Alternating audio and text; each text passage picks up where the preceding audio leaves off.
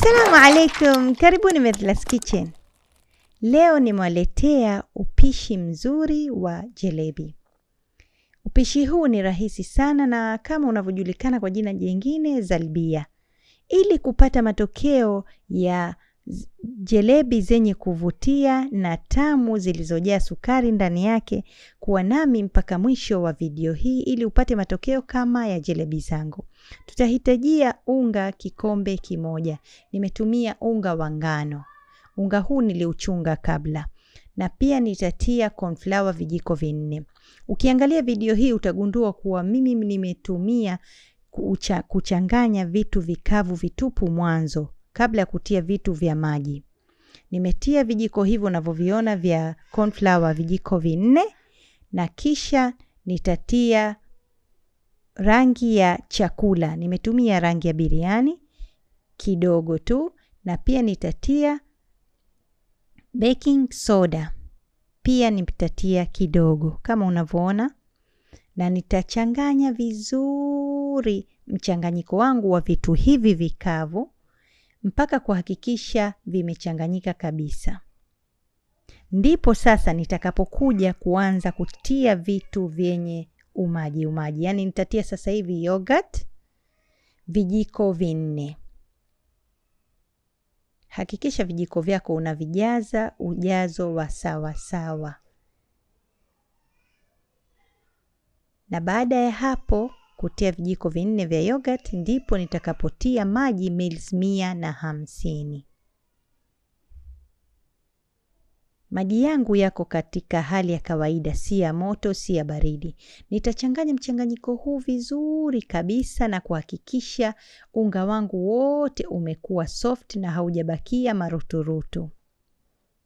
Kama unavyoona unga uzito wake utakuwa hivyo.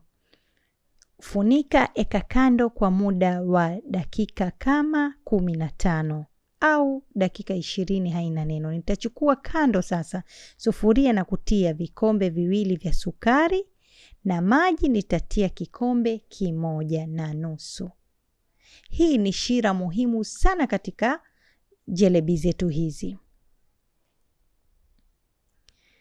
Nimetia pia hiliki kiasi tu, ila hiliki zangu hazikuwa zimesagika vizuri, baadaye ilinibidi nichuje sukari hii, shira hii. Na pia nimetia ndimu vijiko 2. Nitaichemsha mpaka nitakapoona imekuwa hali katika uzito fulani kiasi, siwe zito sana, kisha nitaweka ipoe.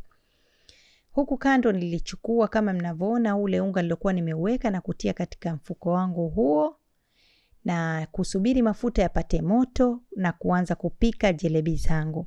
Kama umegundua jalebi zangu ninazipika katika mafuta kidogo sana. Utakapotia karai limejaa basi jalebi zako hazitotoka vizuri na zitakuwa haziko katika duara ya sawa kama hivi unavyoziona zangu.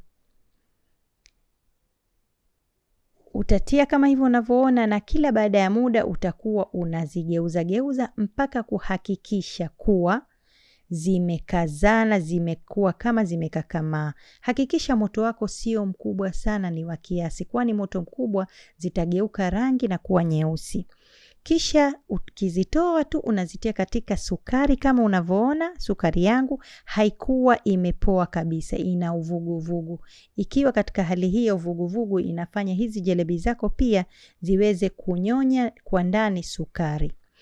Na baada ya hapo utaziacha kwa muda wa dakika kama 10 hivi ili zifyonze vizuri ile sukari ndani na kisha utazitoa na zitakuwa tayari kwa kula. Ni rahisi mno kutengeneza na kama umependa video usisahau kushare na wenzako ili nao wafaidike. Asanteni na tutaonana katika insha Allah video zinazokuja. Shukran.